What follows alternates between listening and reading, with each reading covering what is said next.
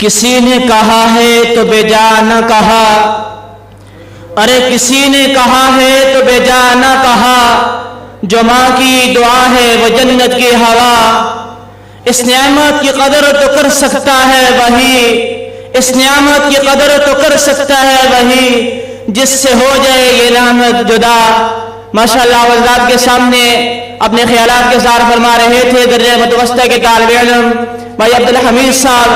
اس کے بعد میں اگلے شریف درجہ رابعہ کے طالب علم محمد عبداللہ سے گزارش کروں گا کہ وہ تشریف لائیں اور اپنے خیالات کا اظہار فرمائیں، جن کا موضوع ہے تحریک پاکستان میں علماء کا کردار۔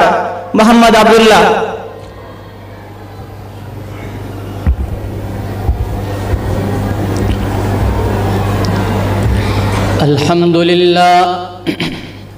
الحمد لله وكفى وسلام على عباده الذين اصطفى،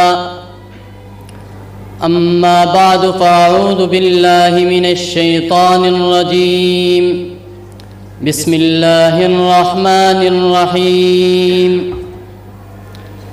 إنما يخشى الله من عباده العلماء، وقال النبي صلى الله عليه وسلم العلماء ورثة الأنبياء، صدق الله العظیم۔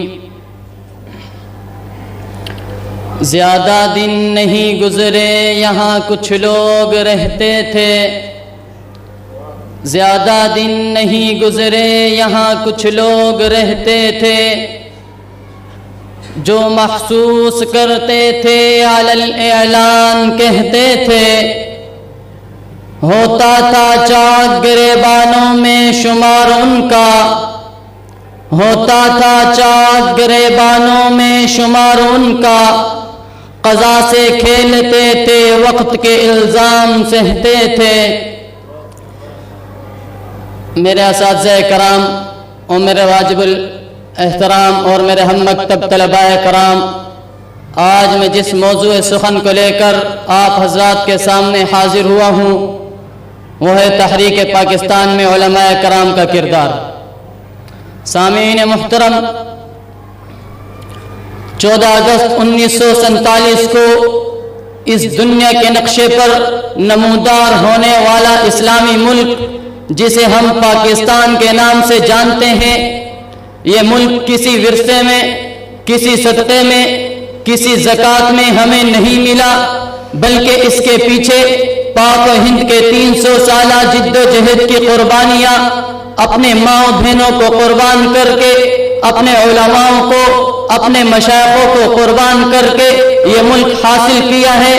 در حقیقت اس ملک کی بنیاد اس وقت ہی پڑ چکی تھی جب 18 سالہ نوجوان محمد بن قاسم حق کی یلغار کو لے کر سندھ کو فتح کرتا ہوا ملتان تک کے علاقوں میں اسلام کا بول بالا کرتا ہے، اور اس ہندوستان کے اندر اور پورے ہندوستان کے اندر 800 سال تک مسلمان حکمران حکومت کرتے ہیں۔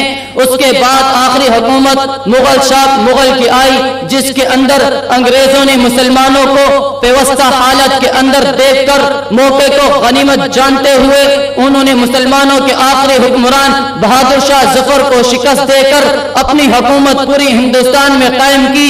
اور یہ حکومت صرف انہوں نے قائم نہیں کی بلکہ اپنے علماء جو کہ ان کی نظر میں خطرناک تھے، چونکہ ان کو معلوم تھا کہ یہ علماء، یہ مسلمان، یہ مشائخ شروع سے ہی حکومت کرتے آ رہے ہیں، پوری دنیا پر حکومت مسلمانوں کی ہی رہی ہے اور مسلمان اس میں ہمیشہ کامیاب رہا ہے، کہیں ایسا نہ ہو کہ ہمیں پسما کر دے، تو انہوں نے ہندوؤں کو اپنے ساتھ ملا کر ہندوؤں کی سرپرستی میں مسلمانوں کو ذہنی، دماغی، ہر اعتبار سے غلام بنانا شروع کر دیا۔ سامعین محترم، 1906 کے اندر مسلم لیگ کا قیام ہوتا ہے، جس کی بنیاد بھی انہیں علماء کے کہنے پر مسلمان سائنسدانوں نے رکھی۔ یہی مسلمان تھے، یہی علماء تھے جنہوں نے 1945 میں مسلم لیگ کو لیے ہوئے اپنے ایک بہت بڑے اجلاس کے اندر مسلمانوں کو اس بات پر اعتماد میں لایا کہ اس انتخابات میں مسلمان مسلم لیگ کو سپورٹ کریں گے اور اس انتخابات کے اندر مسلمانوں نے مسلم لیگ کو قیام میں لے کر مسلم لیگ کو اپنا بڑا مانتے ہوئے اس کو اتحاد کے اندر لیتے ہوئے مسلمانوں نے پاکستان کے لیے مسلم لیگ پر ہر چیز کو قربان کر دیا۔ 1919 کے اندر ان علماء نے ایک بہت بڑے اجماع کو جمع کر کے اجلاس کیا کہ ہم مسلمانوں کے لیے اتحاد پیدا کریں گے۔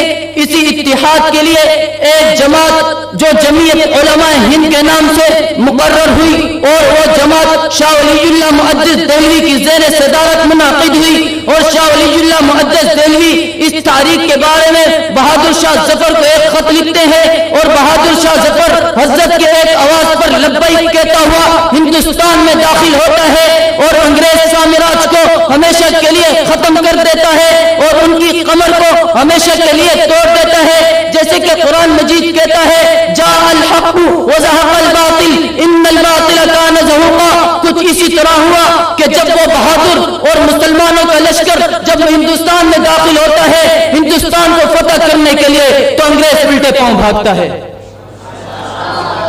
سامعین محترم، آج کے پاکستان پر بیٹھے ہوئے پاکستان کو اپنی جاگیر سمجھ کر یہ بات کرتے ہیں کہ پاکستان بنانے میں علماء کرام نے کیا کردار ادا کیا، پاکستان ہمارا ہے، پاکستان ہمارے آباء و اجداد کا ہے، ہم اس پر حکومت کریں گے۔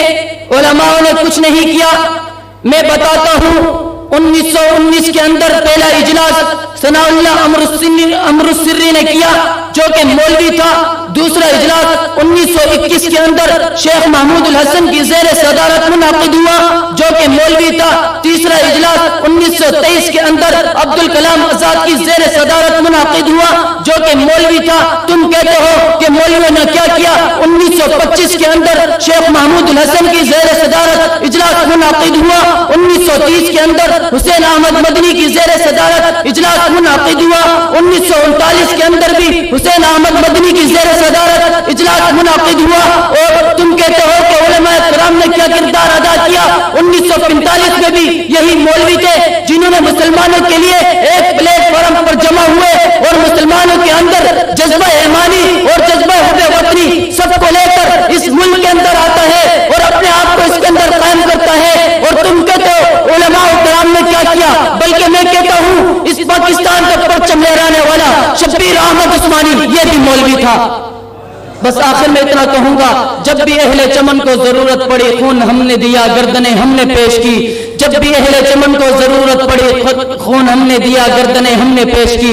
پھر بھی کہتے ہیں اہل چمن کہ یہ چمن ہمارا ہے تمہارا نہیں۔ وآخر دعوانا ان الحمدللہ رب العالمین۔